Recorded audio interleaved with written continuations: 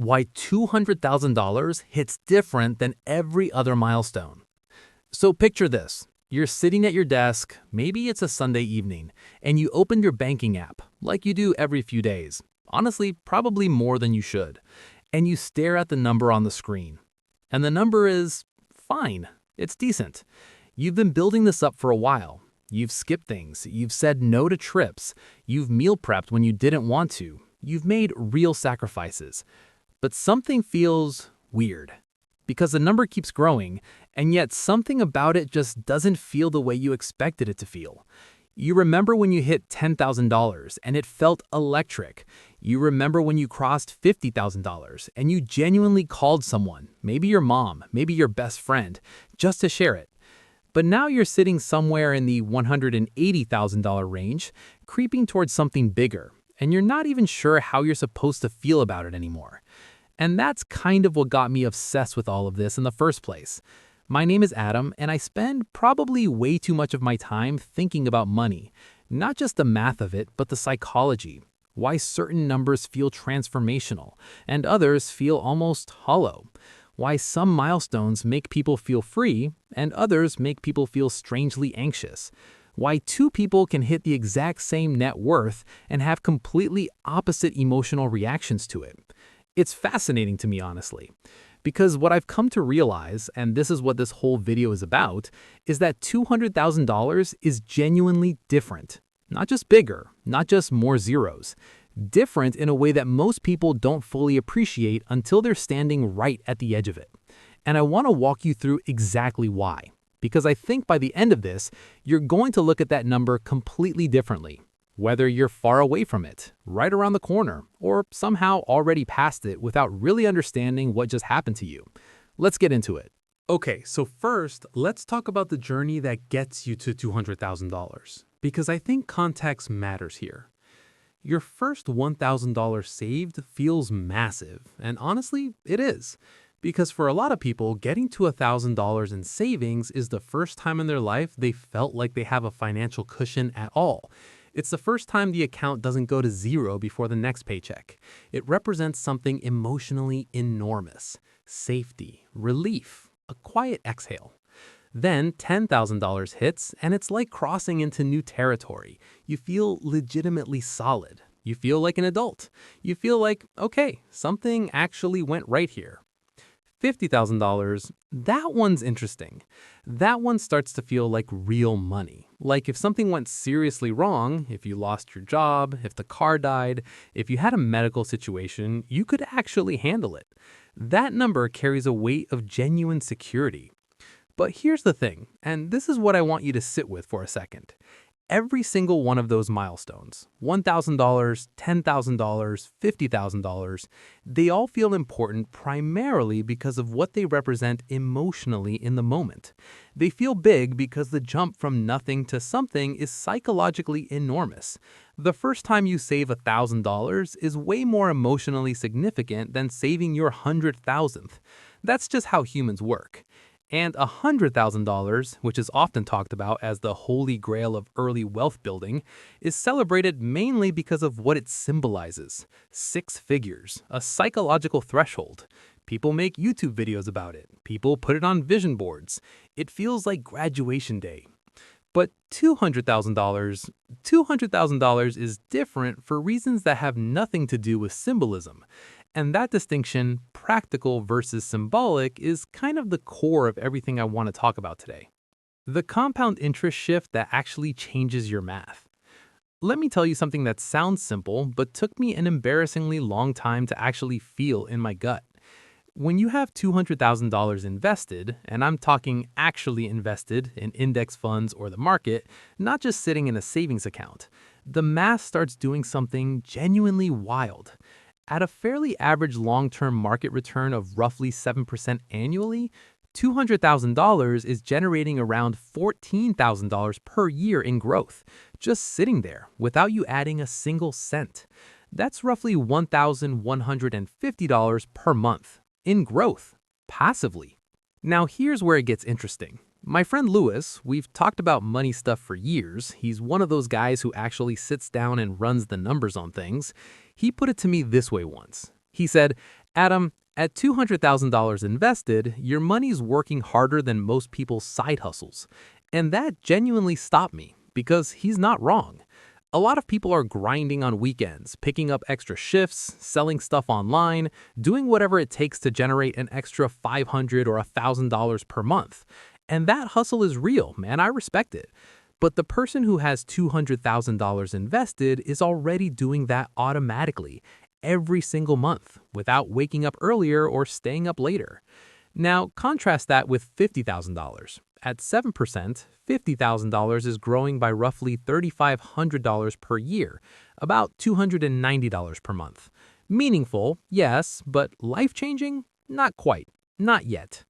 And $100,000 is generating around $7,000 per year, $583 per month. Getting closer, still not the number that makes you put down the coffee and stare out the window.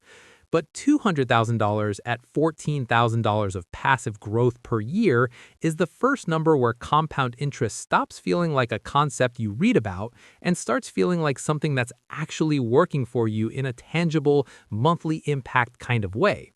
The math doesn't just look different at $200,000, it feels different. The psychological shift nobody prepares you for. Okay, here's where it gets a little more personal and a little harder to explain, but I'm going to try. When you hit $200,000, something changes in the way you think about money decisions. It's subtle at first, but it's real. Before $200,000, especially in those earlier stages, every financial decision feels high stakes. Should I buy the new laptop or not? Should I go on that trip? Should I upgrade the car? Every choice carries this low-level anxiety because you're aware that one wrong move could genuinely set you back in a meaningful way. If you have $15,000 saved and you spend $5,000 on something frivolous, you've literally wiped out a third of your safety net. That's terrifying, and it should be, kind of. But at $200,000, that same $5,000 decision represents 2.5% of your total. Now look, I'm not saying you should start throwing $5,000 at random things. That's not the point at all. The point is that your relationship with individual money decisions starts to shift. The anxiety per decision starts to drop. Not because you stop caring about money, but because you've built a base large enough that a single choice can't unravel everything. I remember reading once about this concept in behavioral economics. The idea that financial stress isn't just about how much money you have, but about the ratio between your resources and your perceived risks. And at $200,000, that ratio changes in a way that genuinely alters your day-to-day stress levels.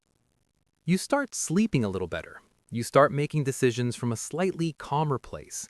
You start, and this one's big, thinking about money in longer time frames.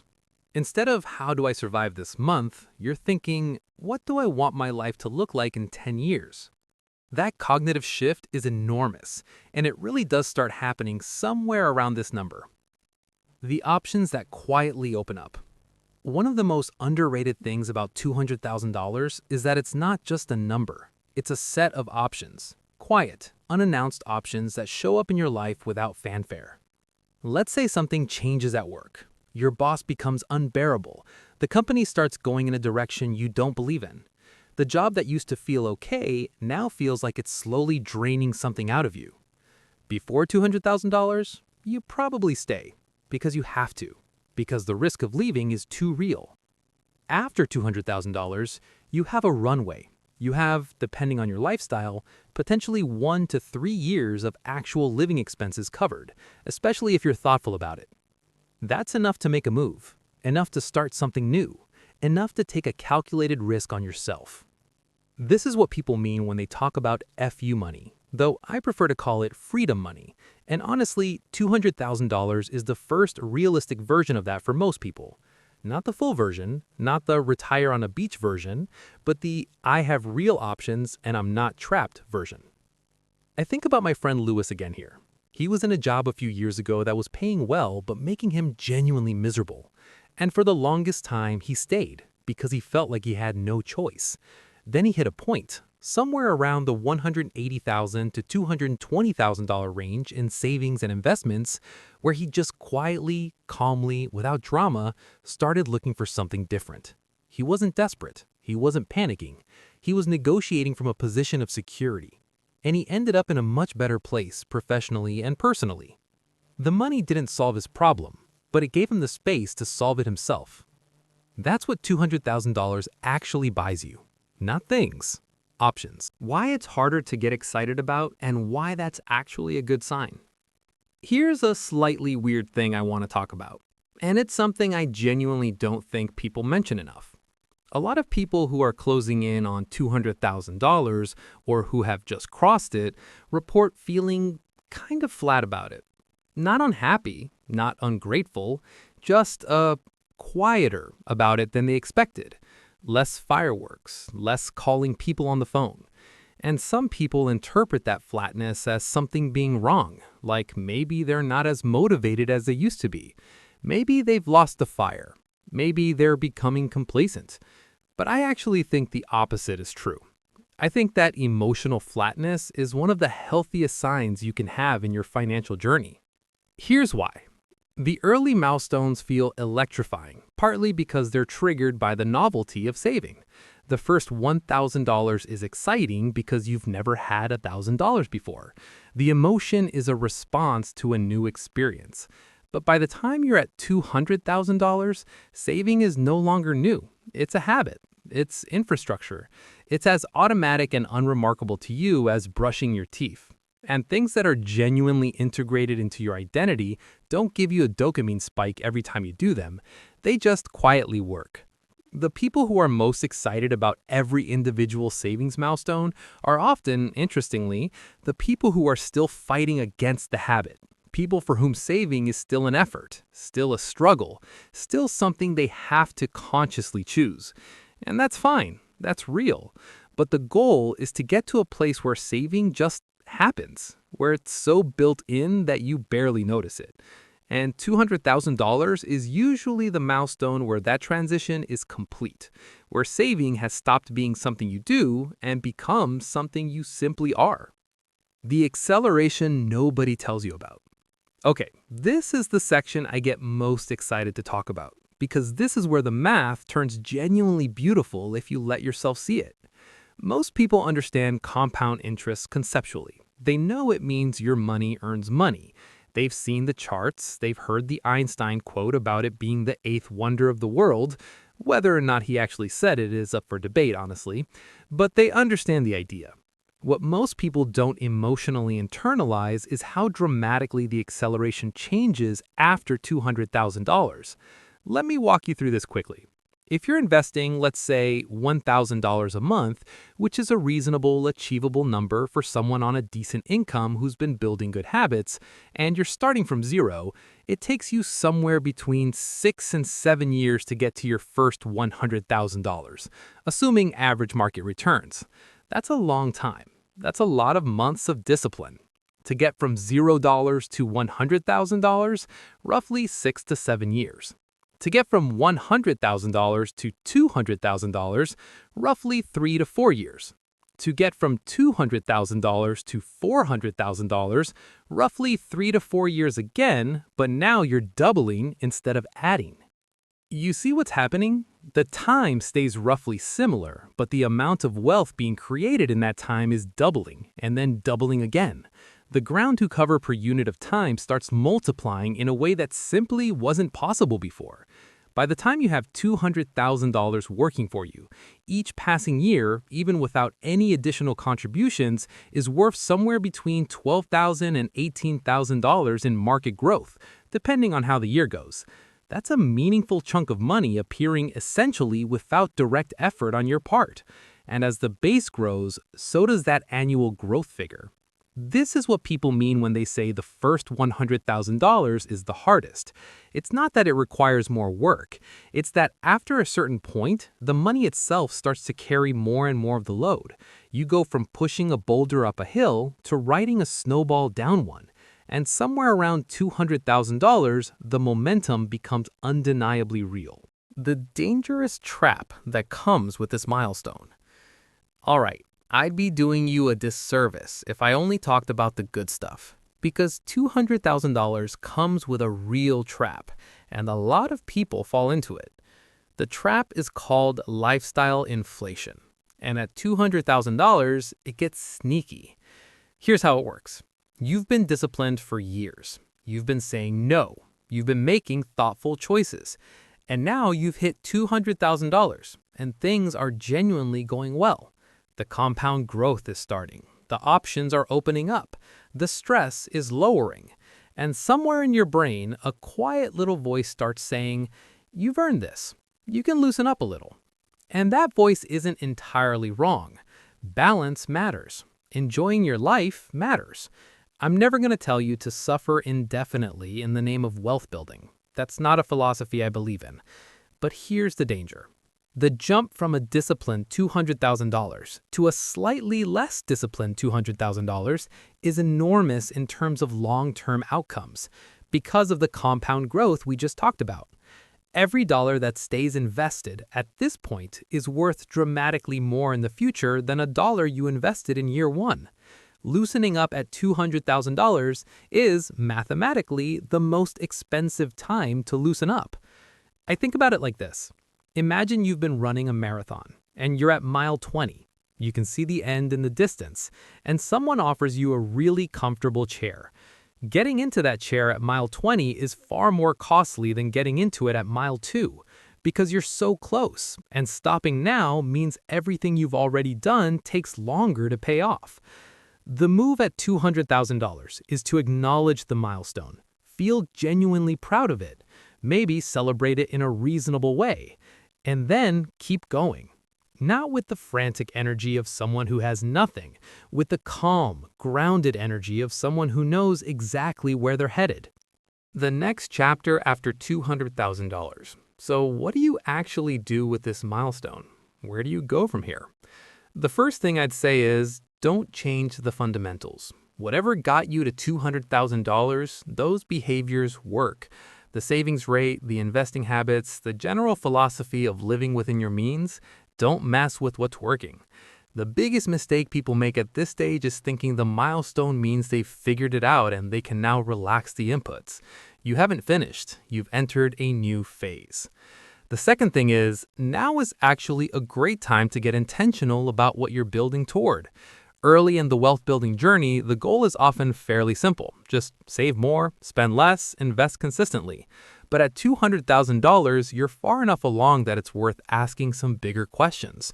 What does financial independence actually look like for you? What number would allow you to stop worrying? What do you want your 50s and 60s to look like? These aren't questions for day one, but they are questions for right around now. And the third thing, and I want to say this gently because I think it gets missed, is to take a moment and actually appreciate it. Not in a self-congratulatory, chest-puffing kind of way, but in a quiet, genuine, grateful kind of way. Getting to $200,000 is not something most people do. Not because most people are incapable, but because most people never start, or they start and stop, or they let lifestyle inflation consume their progress before it has a chance to compound. If you're here, or working your way toward here, you're doing something genuinely meaningful for your future self. That deserves a moment of honest recognition. So let me bring this back together, because I covered a lot of ground here and I want it to land properly.